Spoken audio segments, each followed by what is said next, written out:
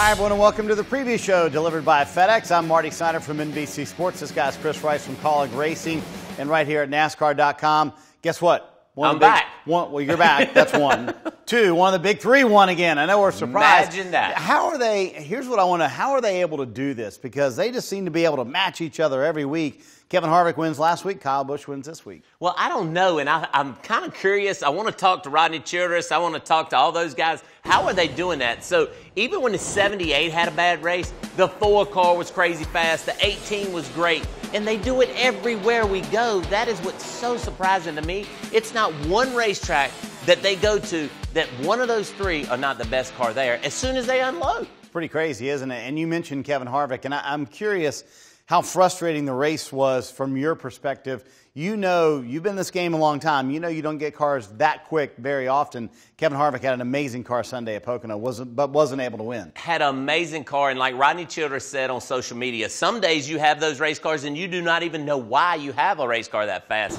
But to come from the rear at Pocono, where it's super hard to pass at, was just great. And then to have the trouble that he had right at the end, he couldn't have got to Kyle Busch, but just a little bit of not misfortune, if you want to call it, and he would have won that race hands down, I feel like. So, but Kyle Busch, they're still working at it. Kyle Busch recognizes that they're not the fastest car, so they'll just keep working at it. They're not going to stop working, even though they've finished second and first the last 2 races. Kevin Harvick certainly bringing a lot of speed to Pocono. What about the young guys? I mean, 3 drivers with a career best finish.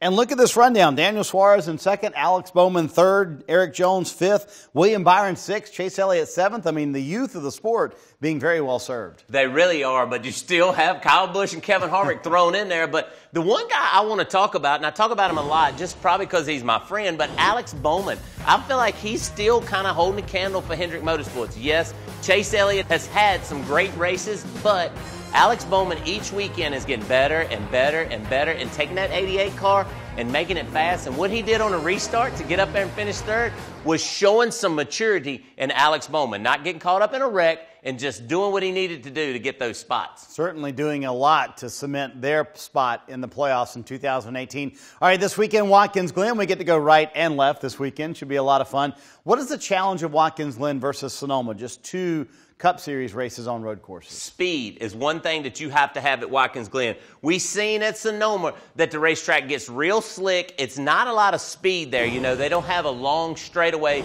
But at Watkins Glen, going up through the S's, you get to 4th gear for a long time. Getting through the bus stop, you're going to see the cars come off the ground. But I'm telling you, you better have speed and your car better handle well. If not, you're going to be in trouble going up through the S's and you'll get passed on the long straightaway down the backside. All right, everybody's going to point to one guy this weekend, A.J. Allmendinger, and sometimes A.J. will psych himself out. But this year, different because he's never run the Xfinity Series race at Watkins Glen before. He's doing that this year. Will that help calm his nerves a little bit, you think? Absolutely. Anytime that you can use a race to start before you get into the big race, it's going to help you out a lot because it's all the hype, the things that you do getting ready for the race. All that stuff has probably messed with AJ because he feels like he has to win at this racetrack. If he can get all the laps in the Xfinity Series, it's going to help him a bunch come Sunday.